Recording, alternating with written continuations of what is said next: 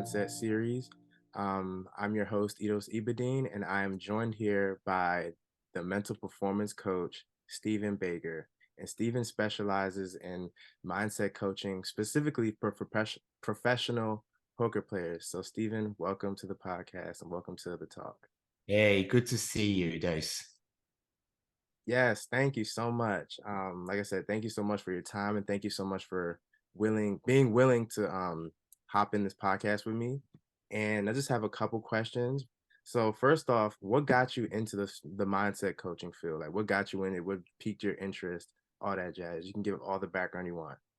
Okay, right. Well, it goes back a long way. The start of my career, I was a lawyer, and I did a lot of courtroom work. And only really now reflecting on it, or only in the years that passed, did I reflect on it and realize that there was significant variations in my performance. There were days where I was definitely on my A game and days where it wasn't. It was maybe B or C. Hopefully it never fell below C. There was a level of professionalism there, but equally there is a difference, right, in performance between being at your best and being okay. And that can have an impact. So looking back, that was significant. And it was only really in the years that followed that I started to truly reflect and ask questions about why that was the case. From being primarily a courtroom lawyer, I became what in England is known as a solicitor, which is more you prepare the cases rather than appear in court. But it was my own business. There was lots of pressures associated with that. Results were still important. I was still a litigator. And again, in the years that followed, I came to reflect on, was I my best? Was I making the best decisions? I was also involved in cases involving psychological injuries. And that really brought about an interest in psychology. I mean, to be in that field as a lawyer, you pretty well have to understand it just the way the doctors do, because you have to be able to cross-examine them and prepare questions for them. So I became really interested in psychology. I got to the point where I wanted a new challenge. And I think to a lot of people's surprise, I changed from the law to professional poker. And I became a professional poker player.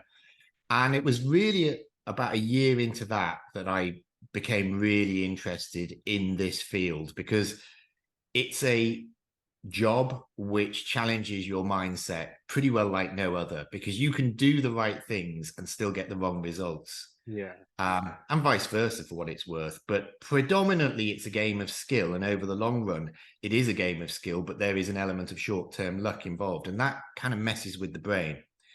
And it was about a year in that I started working with somebody who's now my business partner, but was then my performance coach. And he's also my mentor, Elliot Rowe, who's extremely well known in the field. And he used a variety of techniques with me, but it was hypnotherapy that made the difference. And if you'd have asked me a few years prior to that, would hypnotherapy alter my mindset? I'd have firstly thought, well, do I really need my mindset altering? Number one. And number two, would it make a difference? And the answer was yes and yes. And there's a lot of evidence out there about the impact of hypnotherapy, and the science is there. It's just not really accepted so much into the medical mainstream.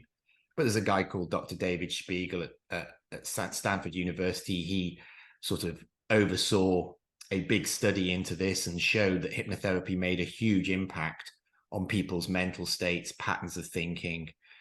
So anyway, that made a big difference to me within poker. It actually made me make decisions better, made me less stressful when I was playing, perform under pressure better, and also just reduced the level of stress and anxiety in my general life. It sort of started to have a bigger impact.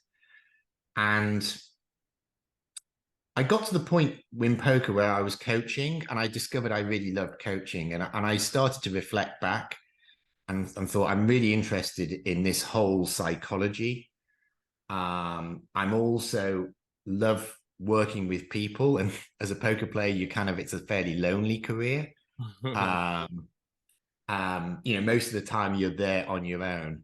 Um, and I look back on my legal career, and even when I got to the point where I was frankly becoming a little bit jaded with it, the thing I enjoyed and the thing I got really positive feedback from everybody I'd worked with was, you really mentor people and coach people well as to how to think about the law, how to handle cases, how to handle yourself better. So I really all the stars aligned, and I spoke to Elliot about it, and he said, "I'll mentor you," and it was like, okay, this is a no-brainer for me because I knew the impact he'd had on not just me but a lot of people, and so I I went all in with Elliot, and I'm now coaching, and I love it. And I coach. You mentioned professional poker players, but I deal with people across a whole range of disciplines. I've got professional athletes, I've got traders, entrepreneurs, CEOs,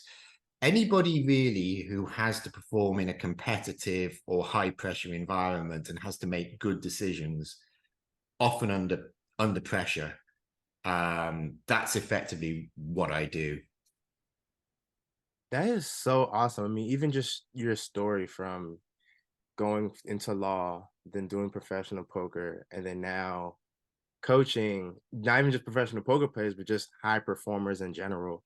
And so I guess, is there like a similarity between some of the clients that you have? Like, say you have a professional athlete and a successful entrepreneur. Do you see some similarities there when you're coaching them? Like, do you notice like, all right, this person might need this type of thing, or this person is lacking here? Like, are there any similarities in between some of those things? Yeah, absolutely. I mean, the issues are almost always similar. They might manifest themselves in a different context, but they're similar. Confidence. Can you maintain confidence? How do you cope with pressure? How do you cope with anxiety, performance anxiety? Hmm. That happens, if you're a professional athlete, you'll know, there can be nerves at the beginning of an event or before an event. How do you handle that? How do you make sure you don't choke? But it's the same for a businessman.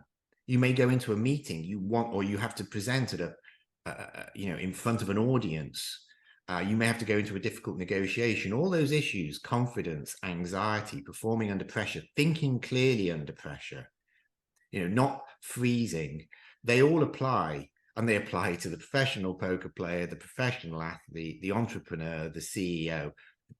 Any of these fields has those same pressures, and the mindset issues and usually the causes of those issues is very, very similar.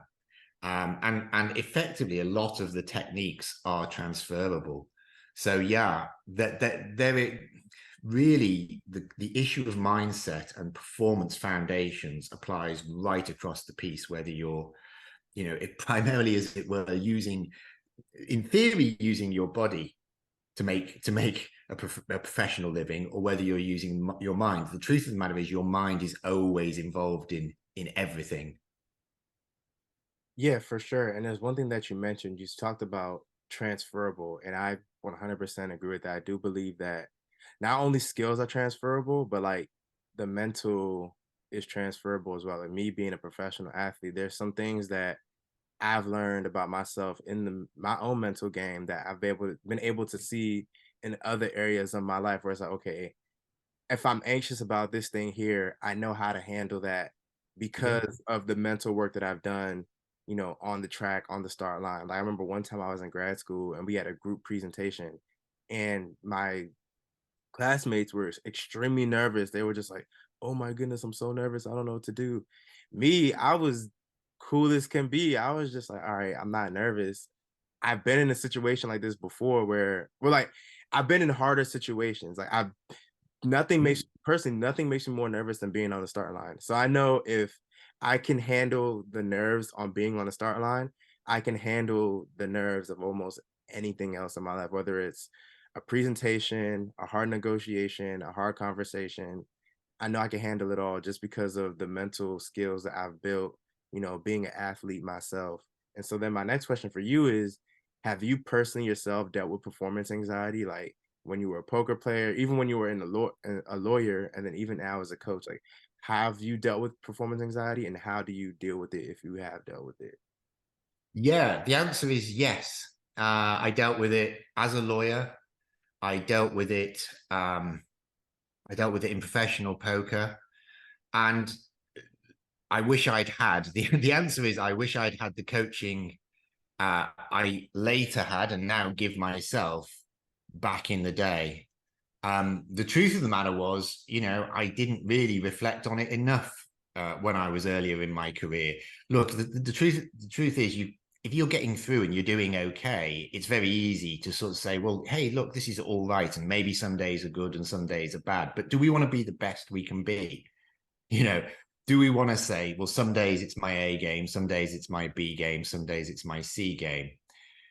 The truth of the matter is, we can hit that A game a lot more if we actually understand what's going on, and actually harness various techniques to perform under pressure, create the right foundations. Because the truth of the matter is, there's not a limitless pill you can take on any one day which flicks the switch, you know, or even just flicks the switch for all time, or even on that specific day. I can definitely, and would now use techniques myself, um, to actually reduce performance anxiety on the day, but it's overlain over a really good, consistent pattern of foundations. And the truth of the matter is, yeah, I suffered those, but I can say that they are definitely controllable phenomenon if you know the right techniques. And as I say, performance coaching back then wasn't a thing. I mean, we're talking quite a few years now when I started out as a lawyer. And really, even when I became a professional poker player, it was still relatively new ground, the whole mindset and performance field, certainly within poker. I mean, you watch a series like Billions now, and I don't know whether you've ever seen it, but there's like a coach, there's a mindset coach is one of the main characters. And somebody mentioned that to me the other day, and it's sort of almost now starting to fall into the mainstream a little more. Mhm. But as I say, it's something I wish I'd had. And certainly some of the techniques and the ways of approaching performance, stress and anxiety would have been hugely powerful, would have made a big difference on certain occasions for sure. Yeah, no, I agree with you. I do think it's something I wish I knew way back when. Like sometimes I feel like I started a little bit late. Not late in terms of coaching, but just late in terms of like learning this information in my career. This I wish I knew this information when I was like in high school and even in college. I think college especially because there were some times where I would have a bad performance and I would really beat myself up about it. But I feel like if I had the mental tools back then that I have now, I was always able to bounce back from bad races pretty well, but I think I would have bounced back a lot quicker, even better if I had the tools and techniques that I have now. And I think when it comes to, um, like you mentioned something about like having your A game and having your A game more often than your B game and your C game. And I think one thing that you mentioned was that like, yeah, you're not going to be 100% every single day, but having the right mental skills can help you be on your A game more often than not. Because I remember I read in a book called Four Agreements and it talked about doing your best, and sometimes your best might look different each day. But I think when you have the right mental skills, you'll perform more consistently at a higher level.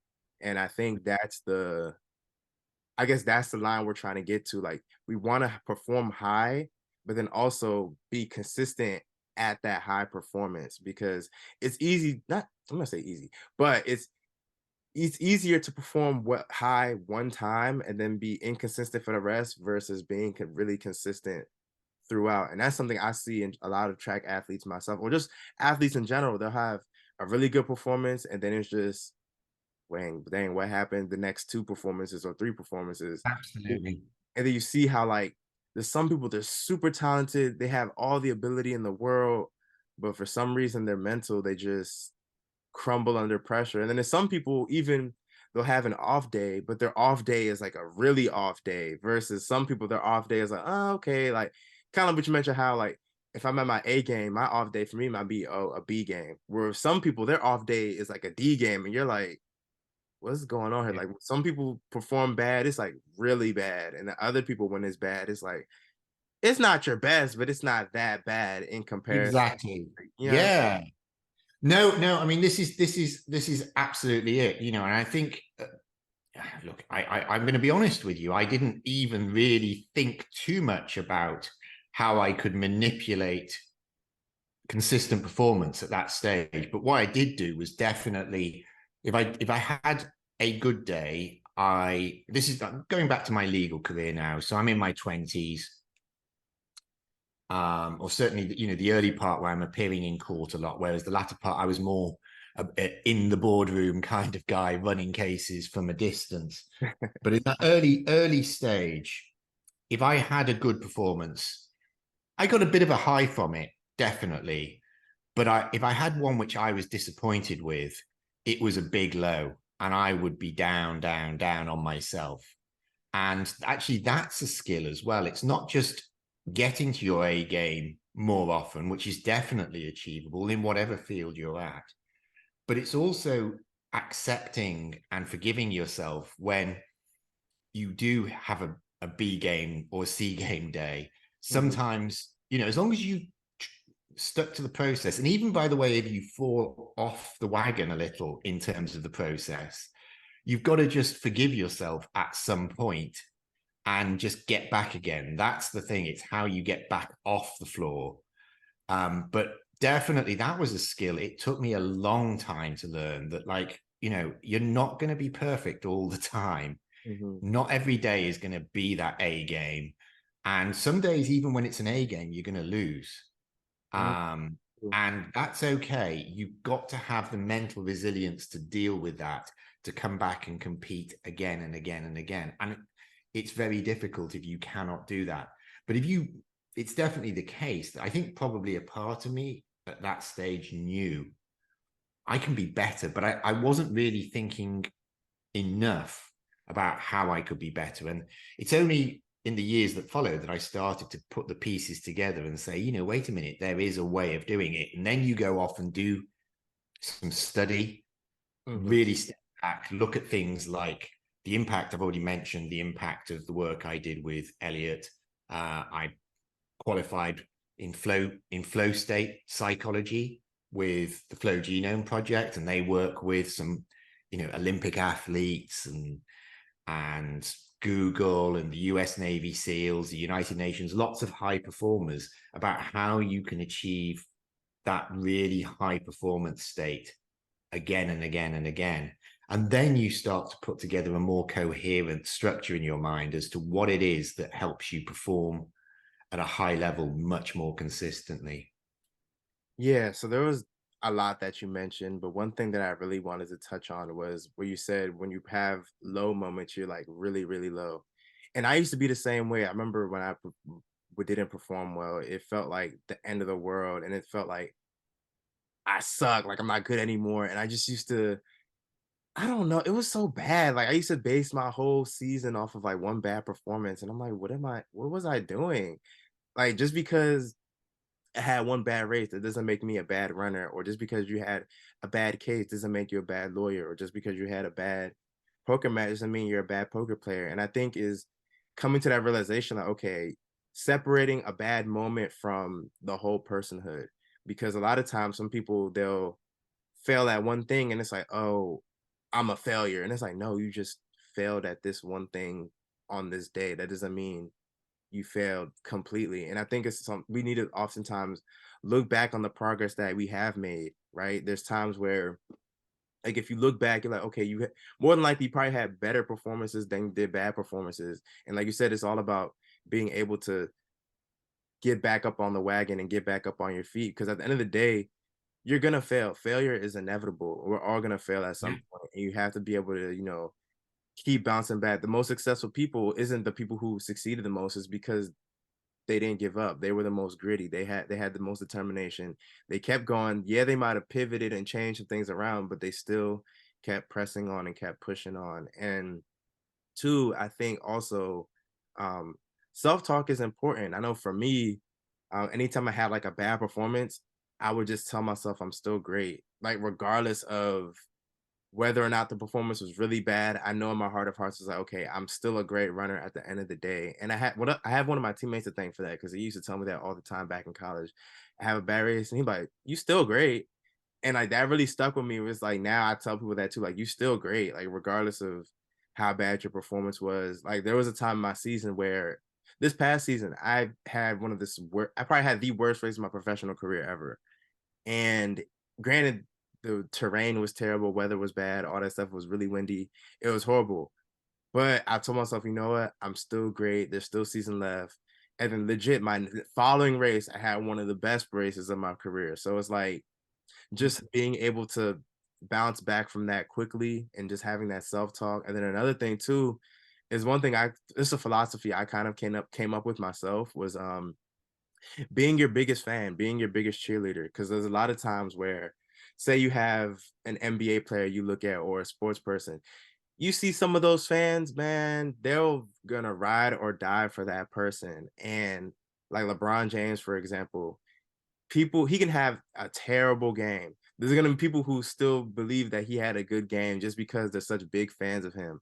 And so I say all that to say that it's important that we become fans of ourselves because we can then, all right, yeah, I might have had a bad game, but when you're a fan of somebody, you're not gonna talk to them any kind of way. You're gonna really like respect them, respect yourself, and all that jazz. You're gonna encourage them. Like people encourage their fans. I mean, fans of people encourage their like supporters all the time. And so it's the same thing we have to encourage ourselves when, bad things do happen and stuff like that.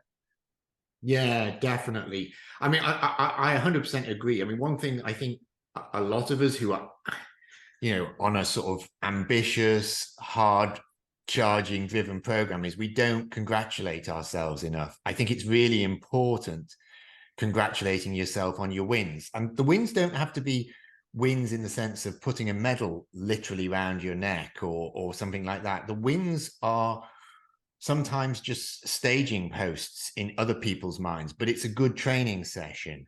It's Mhm. putting in a good day's work, ticking off the boxes of those problems you had to solve that day.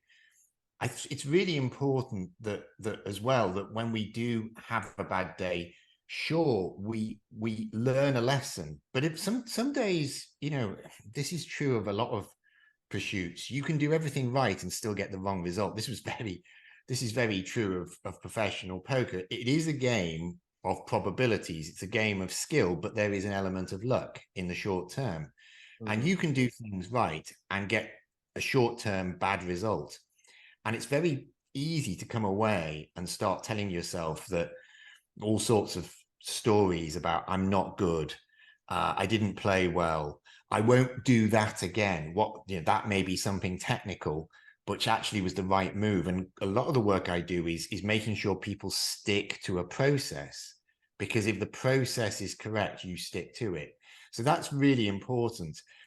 The worst thing I think you can do, and it took me a while to realize this, is get down on yourself, as if getting down on yourself, beating yourself up was in itself a way of getting better. It's not. It's all it is beating yourself up. What you need to do is say, okay, wait a minute, that didn't go as to plan. Let's review what my plan was. Let's review how I executed. Let's see if I can take something concrete away, which I can change next time. Just getting out a sort of, a whip and beating yourself with it is not is not going to do anything. It's just going to make you feel bad. So there's definitely times where you have to reflect, but equally, by the way, sometimes you can get a good result and go the other way and think, you're untouchable. And the important thing is to just say, okay, where's the next step? Or were the things I did wrong, which actually meant on the day I was a bit lucky, and maybe I need to just think about that the next time. So there should always be that honest self-scrutiny, but it should be balanced. It shouldn't be just trying to almost punish yourself for poor outcomes. And I think a lot of people have that program. And I'm going to be honest with you, I had that program for a long time myself. And it's interesting, there's often quite a story about where that comes from. It often goes right back to our childhoods, various experiences, but it's really important. Yeah, so you've got to be your own biggest fan for sure, but you want to be also a wise fan who actually gives some good advice, which maybe the kind of fans you're talking about might not give to LeBron James. They'll just tell him he's great. Nobody, of course, no fan's going to go up to LeBron James and says, I think you maybe need to think about this next time you're out there on the court. Mhm. But a wise mentor would say, hey, it went well today, but I saw this in your game, and maybe next time you need to think about that because somebody else might exploit it, and it might not work every time. Now that's a good point. That's honestly something that I've kind of struggled with in my own track career where I find a racing style that works and I try to do that over and over and over again. But one thing that's helped me is realizing that one, every single race is different. And so yeah, it might have worked in this race, but what I'm gonna do might not necessarily work in that race. And just knowing that, it allows me to, number one, be adaptable. I think a lot of times when I found something that worked, I just stick with it and try to be rigid with it. I didn't want to try to do anything different. Like, you know what, this worked for me here, so let me just try to keep mimicking this thing so I can, try to get the performances that I need. But that doesn't always work. And then other times it's like, all right, let me try to regroup and refocus. And I really like what you said about, even when things do go well, um still take time to actually reevaluate and reassess. All right, what could I have done better? Because there's always room for improvement. And then also I like how you talked about how you can do all the right things and still fail. And I think Yeah, that's another one that's it's a hard pill to swallow, but it's the truth. You can make all the right moves and still lose. And you have yeah, to be okay with that. We can walk away thinking, all right, I know I did everything right. And today just wasn't my day. And that's okay. And I know for sure that the next time comes, I'm going to do my best to make all the right moves again. And hopefully, you know, I win, but if not, it's still okay. And that just shows that we don't have control over the outcome. We can't control what our opponents do. We can make all the right moves, but our opponent that day or the people that we're going up against might have just made better moves. And then another exactly. thing you said too was beating ourselves up, right? I think like you said, it can go back to childhood. And sometimes it can even go back to coaches too. A lot of coaches are tend to be very hard on their athletes where it's like, you need to do this. And what the hell was that? And they just start cursing their athletes out. And then even sometimes too, there are times where like, say you have a bad performance. I remember at high school, we had a bad race, like all of us collectively, and we on the bus ride back to the school, our coach is pissed that like nobody was upset. And I'm like, how upset are we supposed to be? And so then I kind of internalized that. And now I'm thinking I have to be super pouty and pissed off every time I have a bad race. And that's not sometimes that's like, yeah, I can be upset, but I'm not gonna let that ruin my entire day. And so then to segue into my next question is what's the best piece of advice that a coach has ever given you? Honestly, it's I think it sounds really boring and almost prosaic and obvious, but it is about being consistent and trusting the process. Now, whatever we're talking about in terms of consistency and process, it's almost always letting time be your ally. Just keep at it.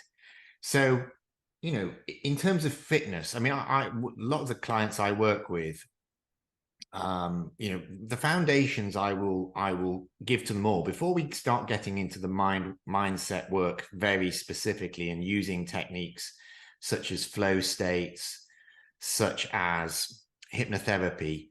I always check that their sleep is right. And I'm not just talking about professional athletes here, I'm talking about everybody.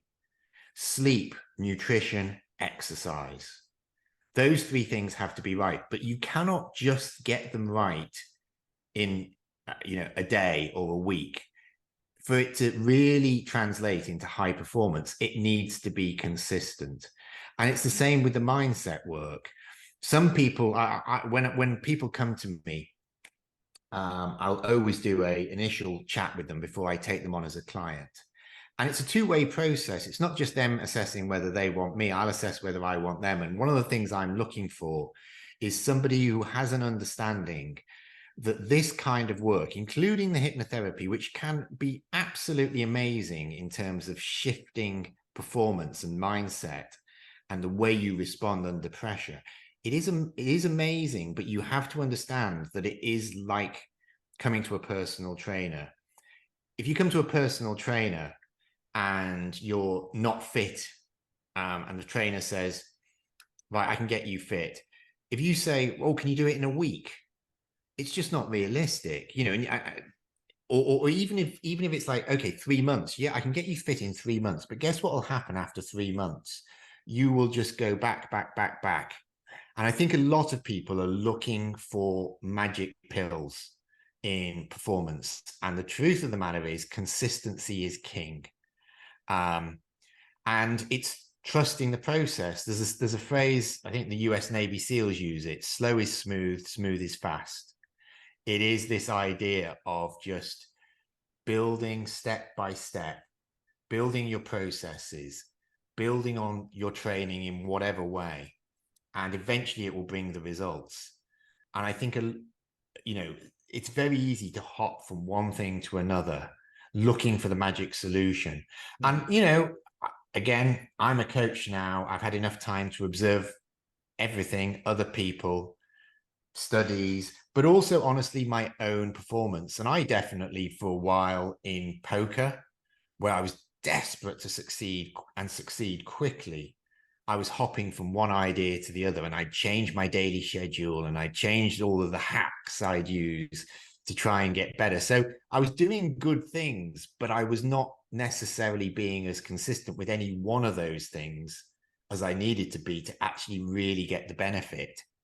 Um, so yeah, the idea of consistency is really, really important. And it sounds so obvious, but most people don't do it. Most people, you know, are either too ill-disciplined in the sense that they just cannot find the basic willpower to keep doing that thing. And there are ways to overcome and address that for sure. But the other interesting one is the reason people are inconsistent is they're so desperate to get to the promised land that they don't stick with the program and they try and shortcut it. Um, and the best metaphor I can give people is, hey, if you were stood at the beginning of a marathon, which strategy would you use? Would you pace yourself to get to the end? Or would you say, I want to get to the end fast, so I'm going to start by sprinting? Because guess which one's going to work best?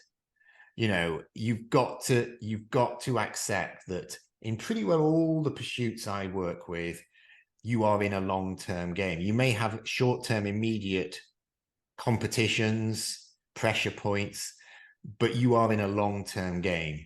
You have to basically be consistent in all of your approaches towards performance to actually get a good result. And honestly, if I could give a pill, I've talked about giving a limitless pill, but if I could give a pill to everybody I worked with to do one thing, it would be to be consistent in whatever that thing is, because that's the game changer.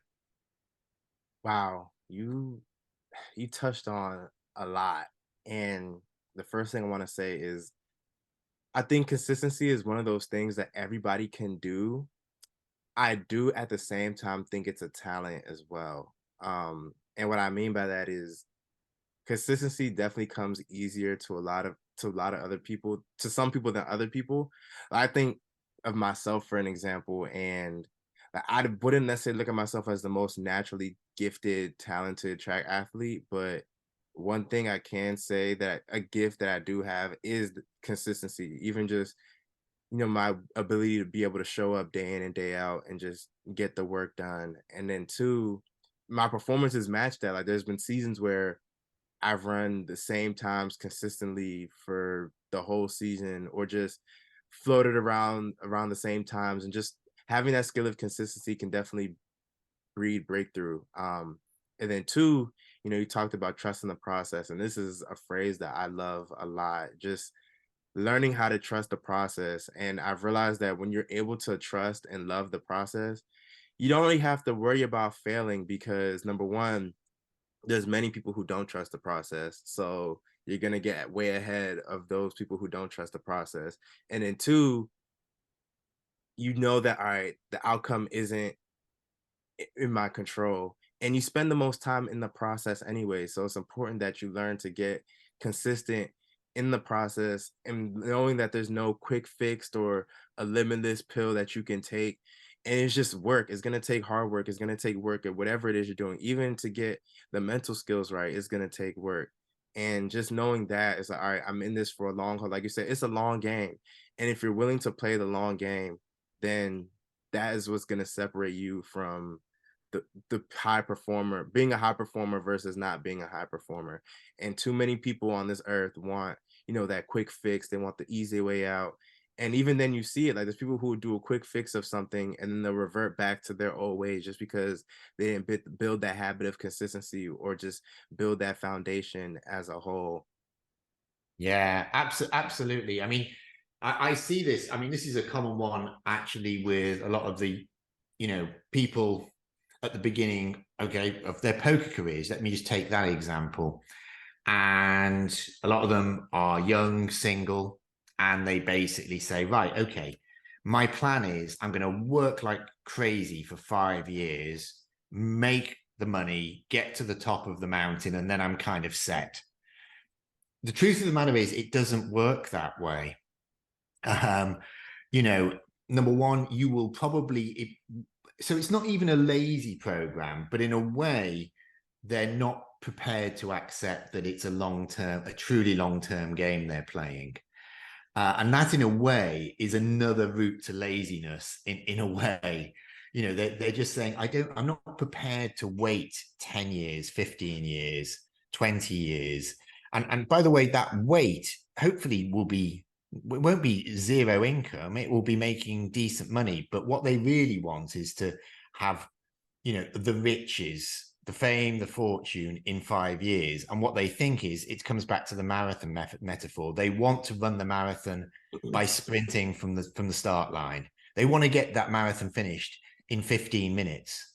And it's not, they just don't accept that while there's always the odd story, the outlier who's made it quickly, that's not the probability. And once you build that in your head, that's what you're going to do, it becomes a problem and you're not enjoying the process. Yeah. Hopefully, this is the thing, you're wishing your life away in a sense. If it's all about, I just want to get to that point, I don't know, the Olympics, right? The 4-year cycle, you have to, if you have no sense of enjoying and immersing yourself in the process, that's going to be damned hard. It's the same for these guys who say within 5 years, I'm going to have to have made a fortune in poker or in business.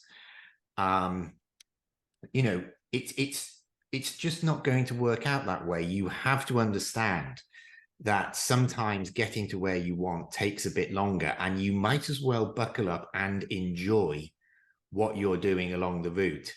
Otherwise, what you're really doing is making it a hell of a lot harder for yourself. So that mindset of understanding that this is a long-term process, and yeah, you're right. I think it comes from a confidence, by the way, in the process. Once you say, yeah, I'm going to stand on that start line and at the marathon, again, I'll use that metaphor. And I know I've run the marathon before. I've planned it. I've trained well for it. It is just me executing, and I'm going to get through that finish line. Hopefully, at or near my personal best, hopefully at or near the front of the field. That's great. And you can then trust yourself and you can maintain, great consistent form throughout that. I think there's a little bit of a mindset for the person who wants to race away of, I don't really believe in my process. I don't even really know what my process is. And so I don't trust myself, and I don't trust the process. I don't trust myself. I just want to get this over and done with. And that's not the mindset to get through anything. I mean, it's really interesting. You'll understand this as a professional athlete. I mean, what a big hero in this country, heroine, is Kelly Holmes. Great middle distance runner. And I remember when she won the Olympic gold at the 800, she ran it in more or less even pace the whole way around. And you'll know this better than me, but my understanding is if you that is a very physiologically efficient way to run your race, just being able to maintain that. But it takes a lot of self-belief because it looks like she's going faster and faster in the final straight, but in fact she's just maintaining the same pace. But Right. she just understood her process, believed in it, and followed it. And that takes a lot of training, a lot of preparation, and a great mindset, which doesn't come from nowhere. That is the mindset I think I would love to give to everybody as a coach. And I try to give to everybody as a coach, because that is what will get you to whatever your goal is, whatever your field. Yeah, for sure. Yeah, just everything that you said makes so much sense. And I agree with that, even because as an 800-meter runner myself, I definitely do try to have ideally even splits and just making sure that I'm maintaining the speed that I have. And then also sometimes, I might find myself in a weird spot in the race, but just knowing and I try not to panic and say, all right, like, I still got this. There's still a chance for me to win. Let me make my make my moves correctly and then go from there. And then two, you talked a lot about the process and how people don't like it. And one thing I've learned is a quote, and it said, you spend a lot of time climbing the mountain than you do on its peak. And a lot of times, when you reach the mountaintop, you're gonna see another mountaintop and you're gonna have to climb that one. And so it's just important that we really embrace the process because we spend so much time within the process, right? And then you talked about, there's things that you want to instill into every coach, I mean, every athlete that you coach. So do you notice any mental struggles today that you didn't necessarily see in the past? Like, are there any new struggles today that you see that you haven't seen back in the day? Yeah, I mean, definitely post COVID, anxiety seems to be more prevalent, generalized anxiety. Um, I think it's really important to make a distinction between generalized anxiety and performance anxiety. Those are often kind of merged into one, but they are two different things. And it's really important to distinguish the messaging around that, because coming back to the process, it's really interesting. I mean, again, I'm going to talk about a British athlete just because I suppose in this country we hear more about those guys. But Steve Redgrave, who won multiple Olympic golds at rowing, which, I got a rowing machine in one of my outbuildings here. God, it's hard. But like, and that guy is at the top level doing that year after year. I think he was like just about in his 40s when he competed in his last Olympics. Oh, wow. And and he won, I think it was like 5 goals over 20-year span. Sheesh. And you think of the training that goes into that and the pain for that moment. And I remember him talking about the moment in the race when he was feeling pain, as inevitably you do, no matter how good you are. And he said, I love that moment because I knew that everybody else was feeling the pain and I coped with it better than them. So that's talk about embracing the process, embracing the pressure. That is again, that sort of resilient mindset comes back to something you said, by the way, about, you've been there in situations, and you were there. Was it a talk with a presentation you were doing with your classmates, and you get to the point where it's like, hey, I love this. I love that. I really love being in this situation because I've been there, done it. I can cope with it. I'm going to show my quality in this moment. And yeah, I've gone a bit off topic because you were asking me specifically what have I noticed more of. But yeah, the generalized anxiety, that all pervasive thing, which is kind of with people all day, which isn't healthy, is definitely there, as opposed to the specific performance related anxiety, which actually, we can talk about this if you're interested, can be actually leveraged for your benefit, which is a very different thing. Yeah, no, I really like how you distinguish between the two because it's something I never thought about. I always just kind of lumped anxiety together, where it's like, all right, I'm feeling anxious because I'm about to perform, but then just generalizing. So even during COVID, right? For me personally, I knew like if I'm gonna be okay. So the quick backstory. I was injured and like right before COVID. And so for me, it was like, all right, this gives me time. My mindset was completely different. This is when I first started diving into like getting a better mindset and stuff like that.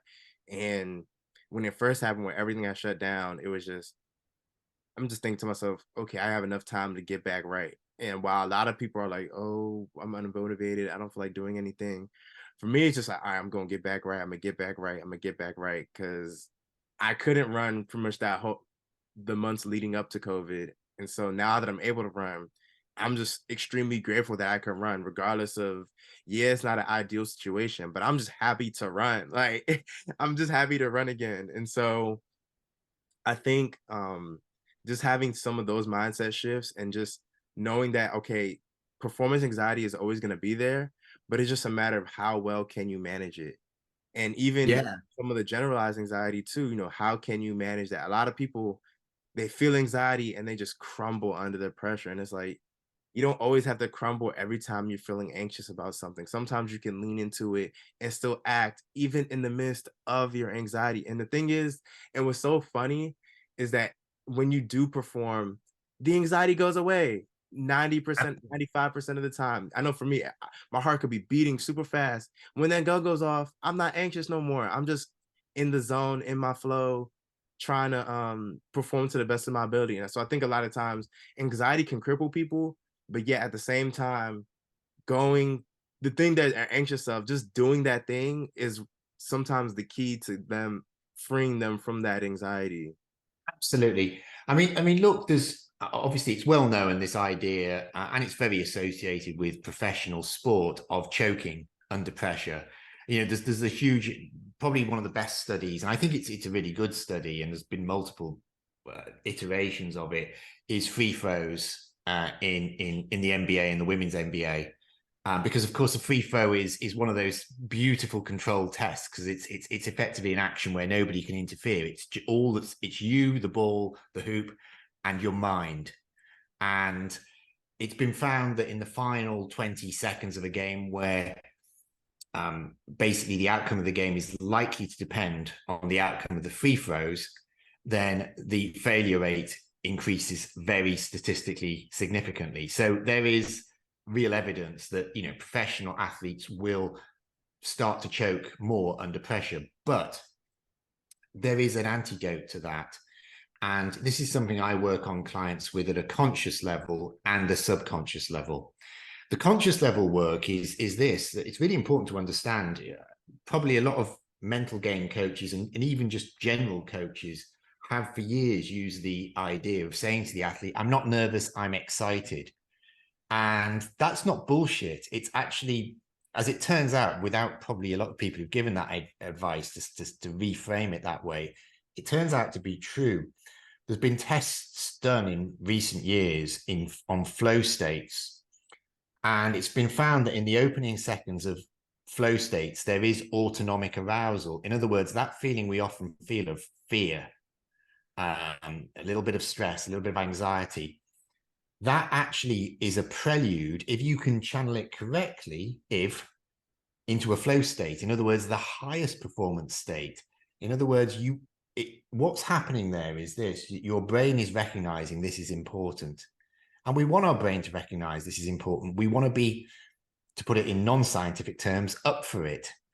And that's something you can use positively. And there's some great work done by it's Dr. Alia Crum at Stanford University. And she took, it was a great study, and she took two groups and she gave one of them a video, which was lots of negative messaging around anxiety and stress. And then she took a second group and there was lots of positive messaging and basically, without going into her framework and the framework which I teach clients, and then I actually reinforce it with subconscious work to make sure that the brain integrates it.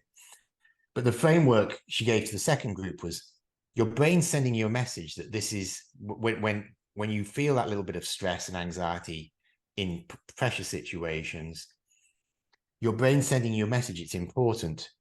Now, be grateful for that, acknowledge it, welcome it, don't resist it, and use it now to direct your focus and be better. And basically, they did a number of tests on the two groups. And the group who had been given the positive messaging around stress and anxiety had much better cognition. So they were thinking more clearly, better mood. They even had, and they measured human growth hormone, and they actually had increased levels of human growth hormone. Oh wow. So there was an actual positive physiological response to the positive framing of anxiety and stress. So this is why this is really important, because what it means is sometimes when we are in a pressure situation, we feel that little bit of tension. And it's almost like, oh, I can't feel like this. This is exactly how I don't want to feel. No, I've got to resist it. No, welcome it. Welcome it. This is fine. This is a different thing. And I think this is where the public health messaging, which is correct, chronic stress, that stress that people never kind of rid themselves of, if they suffer from it, that is something we want to change. And it's something, again, you can and should deal with, and it's something I deal with in certain clients. But that feeling of, okay, this is a big moment, I want to be ready for it, and I'm feeling a little bit nervous, stressful, even a little bit fearful, that is something that once you know how to do it, you can actually harness it in a positive way to actually enhance your performance. It can send you one of two ways. You come to a crossroads, and it can, as I say, there's evidence it can make you choke. But if you have the right input, there's evidence that you can actually turn it into a flow state more frequently. In other words, this comes back to the idea of hitting your A game much more often. So it's really important to understand that there are different dimensions to anxiety, and there is a kind of anxiety which we can call good anxiety, if you know how to utilize it. Right. No, and I agree with that. And I think um one thing that you mentioned about welcoming the anxiety, right?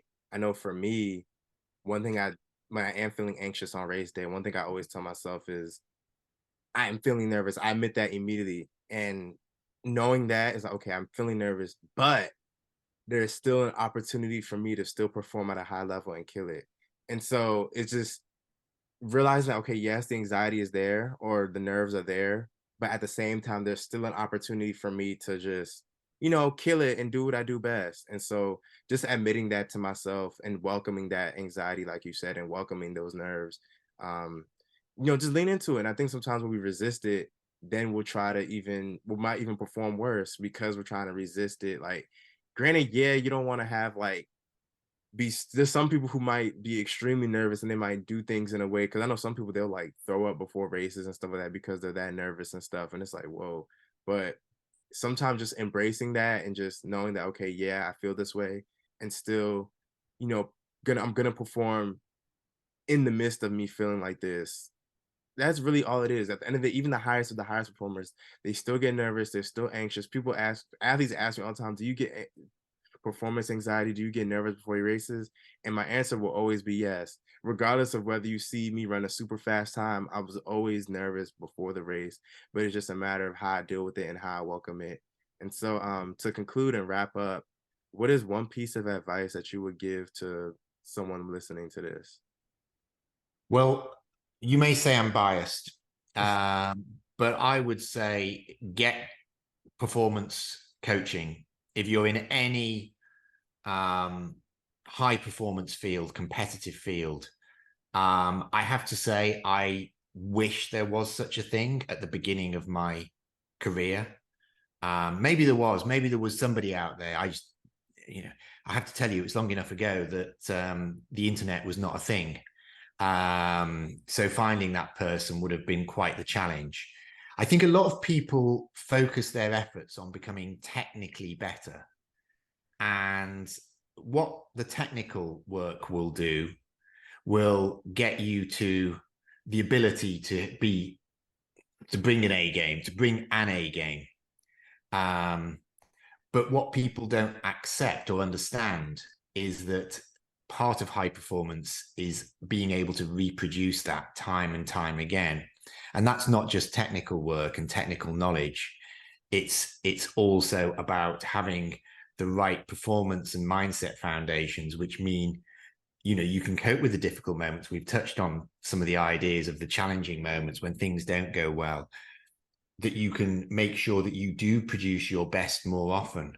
That's what really is the hallmark of, you know, high performers. It's the ability to basically produce that A game more often. And that kind of coaching, it makes a difference. It's something now, I mean, that once I started, I never stopped. I have my own coaching once every 2 weeks. I see a performance coach. Doesn't matter how much I've learned, by the way, about all of this stuff. Somebody else is still going to see my weaknesses more clearly than I do. You can't read the label if you're inside the jar.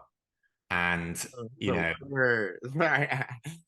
you know, and so I need that input. And yeah, sometimes the other person says, you know, my coach will say something to me, and I'm like, yeah, that's right. Seems obvious now. But like, you don't always see it.